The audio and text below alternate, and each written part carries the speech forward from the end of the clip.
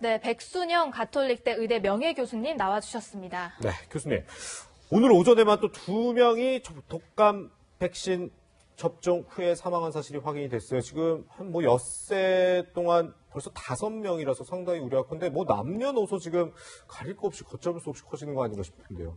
예, 어제 오늘 사이에 4명이 사망하셨는데 네. 이분들은 대부분 70, 80대의 고령자이시고 기저질환도 어느 정도 있으셨는데 예. 실제로 16일 날 사망한 이 17세의 고3 학생인 경우에 있어서는 알러지성 비염밖에 없었고 네. 사실 건강했었는데 접종받고서 피곤하다고는 표현을 했다고는 하지만 네. 일단 사망을 해서 1차 부검 소견이 인과관계가 확실치 않다, 없는 것으로 보인다고 나왔지만 네. 지금 정밀 부검을 하고 있는 상황이거든요. 네. 네. 그래서 이 학생을 빼고 나서 나머지 4명의 환자들에 있어서는 관계가 있을 수도 있겠지만 사실 이 독감 백신은 사백신이기 때문에 예. 이렇게 아나필락시스라는 이런 쇼크, 즉 외부로부터 온 단백질에 의해서 우리 몸의 면역 반응이 과민하게 반응하는 네. 이런 상황이 아닌 한 사실 사백신으로 사망하는 케이스는 굉장히 드문 상황인데 예. 지금 갑자기 4명이나 발생을 하였고요. 사실은 또 한 가지 있기는 있었는데요. 9월 말경에 우리가 상온 노출 백신이라는 것이 문제가 됐었을 때 네. 인천의 한 요양원에서 122명이 이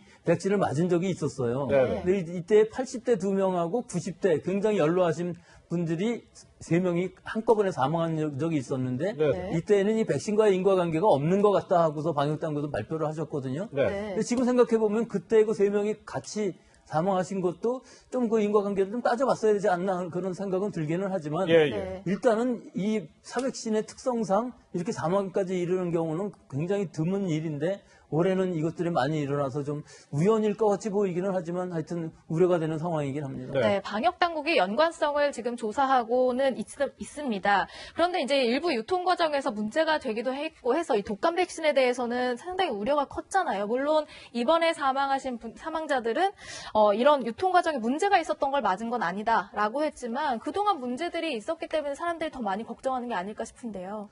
사실 16일 날 사망한 이 학생의 경우에는 이 국가에서 보급한 물량이긴 해요. 네. 그렇지만 일단 상온에 오랜 시간 노출되었던 것들은 다 수거를 해서 폐기를 했기 때문에 문제가 없었을 것으로는 보이는데 네. 왜 그러냐면은 그 같은 락트의 그 백신을 맞은 다른 모든 사람들이 심각한 부작용이 나타난 예는 없었거든요. 네. 네. 그렇기 때문에 지금 이 상황을 보면 어떤 백신을 맞았기 때문에 그러냐 또는 상온에 노출이 됐었기 때문에 그러냐 혹은 침전물이 있었던 백신이냐 이런 문제는 아닌 것으로 보이고 네. 실제로 우연한 상황이 겹친 것이 아닌가 그런 상황인 것으로 보이기는 하는데 아직까지는 이 부검 결과들이 다 나오지를 않아서 좀 더 살펴봐야 하겠습니다. 네. 그렇다면 이 분석 결과, 이 독감 백신과 이 사망 원인이 직접 연관이 있는지 이 조사 결과는 얼마나 좀 시간이 걸릴까요? 나오려면. 일단 그 학생의 경우에 있어서는 본인도 모르는 기저질환이 있었을 수도 있겠지만 네네. 그렇지 않다고 그러면은 사실 굉장히 어렵죠. 1차 부검이라는 건 직접적인 인과관계가 빨리 나온다면은 그것을 알 수가 있겠지만 길게 걸리면 일주일, 2주일 이상도 걸려도 알 수도 없는 상황도 될 수가 있기 때문에 네네. 사실은 이 직접적인 인과관계를 밝히기는 그렇게 쉬운 일은 아닌 것으로 보입니다. 네. 그러면 지금 사망자 지금까지 5명이 나왔는데 기저질환이 있는 사람도 있고 없는 사람도 있잖아요. 그 조사 결과를 좀 기다려 봐야겠지만 그럼 일단 좀 일반화시켰을 때 내가 지금 기저질환이 있다 싶으면 이 독감 백신 맞는 걸 일단 유보를 해야 되는 건가요? 예, 꼭 그렇지는 않습니다. 그래요? 기저질환, 좀 역설적이긴 한데, 네. 기저질환이 있으신 분들이 오히려 면역력이 떨어져 있기 때문에 맞으셔야 되는 것이거든요. 아, 예. 그러니까 그런 분에서 보면 기저질환이 있으면 또 주저하게 되는 상황이 생길 수가 있잖아요. 그렇죠. 그러니까 기저질환이 있고 고령이시라 할지라도 예. 내 몸의 컨디션이 좋을 때 가서 맞으시면 아무 문제가 없을 것이고, 네네. 즉 피곤하게 만드시지 마시고 좀 많이 쉬시고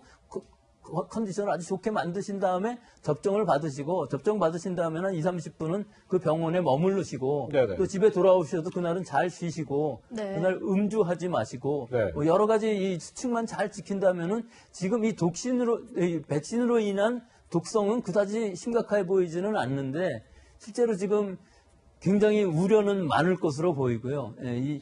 특히 이 70, 80대 또 이 무료 접종 물량이 더 위험하다는 생각들도 많이 갖고 계신 것 같이 네네. 보이지만 사실 무료 이것은 이 유통 과정의 상황인 것이지 예. 그 물량의 자체 즉 제조사라든지 제품 자체에는 다른 게 하나도 없거든요. 네. 그렇기 때문에 이것을 지금 우려할 상황은 아니신 것으로 보이고 예. 무료이기 때문에 좀 위험하다 하는 것은 지금 부작용 사례들이 사실은 무료 쪽에서 더 많이 나오고는 있는데 네네. 이것들은 지금 여러 가지 사건들이 있었기 때문에 좀 더 많이 신경을 쓰셔서 더 많이 신고를 하신 게 아닌가 하는 것들이고 대부분 가벼운 부작용들에 불과했었는데 지금 사망 사건이 계속 일어나고 있는 상황입니다. 그러니까 말씀하신 대로라면 지금 현재 무료를 그러면은 위험하니까 맞지 말고 차라리 돈을 내고 유료를 맞을래 하는 분들이 계시는데 그렇게 할 필요는 없다는 말씀이신 거예요? 네, 그거는 뭐 그렇게 물량 자체가 숫자의 문제일 뿐이고 실제로 국가 조달 물량과 의료기관에서 조달하는 물량 이것이 제품 자체는 같은 제품이기 때문에 네. 사실 큰 차이는 없다고 봅니다. 네. 네.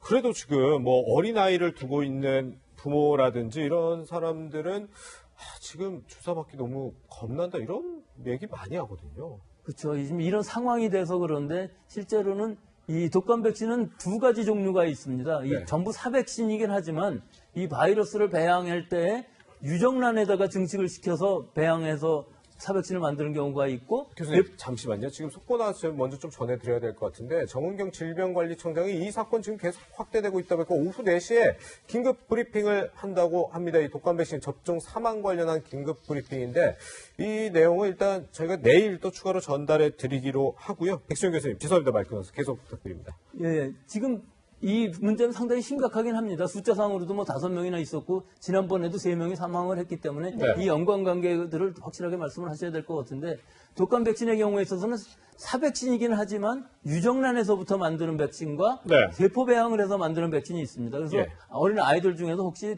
달걀의 단백질에 대해서 알러지가 있는 아이들은 이 유정란 백신이 아니고 세포 배양을 한 백신을 맞는 것이 좋을 것으로 보이고 네. 그 외에는 뭐 금기 상황은 별로 없는데 작년까지도 계속 맞았던 분들이라면은 뭐 안심하고 맞으셔도 될 것 같은데 네. 올해 처음 맞으시는 분들이라 그러면 확실히 컨디션이 좋을 때 또는 열이라든지 다른 피로감이라든지 이런 것들이 없을 때 맞으시는 것이 좋을 것으로 봅니다. 네, 독감 백신 관련해서 방역당국이 조금 뒤 4시에 브리핑을 한다고 하니까요. 관련된 소식들 저희 채널A 보시면서 좀 짚어주시도록 하고요. 코로나19 이야기를 좀 해볼까 합니다. 지금 사회적 거리두기가 1단계로 완화된 가운데 일부 대형 학원, 강사를 통한 감염이 확산되고 있어서 우려가 큽니다. 지금 교수님, 지금 수능이 6주밖에 안 남았는데 서울 강남의 학원 강사가 확진이 됐다. 그래서 이제 서울시 강남구에서는 학원 강사 2만여 명을 전수조사하겠다고 했네요. 지난번에 그 인천의 학원 강사가 네. 자기 직업을 속여갖고서 한 80명 7차 감염까지 간 적이 있었는데 네네. 이때는 사실은 무증상이었었거든요. 네네. 근데 지금 이 학원 강사인 경우에서는 증상이 있는데도 불구하고 학생들한테 강의를 함으로 해서 이 감염이 성립된 상황인 것인데 네네. 이 학원이라는 데에 폭발력이 있는 것이 학교인 경우에 있어서는 사실 그 학교라고 한정이 되어 있고 뭐 학년별로 같은 층이기 때문에 어느 정도 방역이 가능합니다만은 학원인 경우에 있어서는 여러 학교의 학생들이 다 같이 그렇죠. 수업을 받기 때문에 그렇죠. 사실 한번 이것이 무증상 감염으로 퍼지면은 여러 학교에서 폭발적인 무증상 감염에 의한 지역 학교 내에서의 전파가 일어날 수가 있는 상황이기 때문에 네. 예. 지금 뭐 학교가 등교 인원도 늘어나고 그래서 방역이 굉장히 어려우시겠지만 실제로 학원에 다니는 학생들도 좀 파악을 하셔갖고 예. 이 부분을 미리 방역을 해야만 되는 시기인 것으로 보여서 학교와 학원 간에 지금 긴밀한 협조도 필요한 시기라고 봅니다. 네, 백순영 교수님과 함께 코로나19 그리고 앞서서 독감 백신 이야기까지 한번 짚어봤습니다. 교수님과는 여기서 인사 나누겠습니다. 고맙습니다.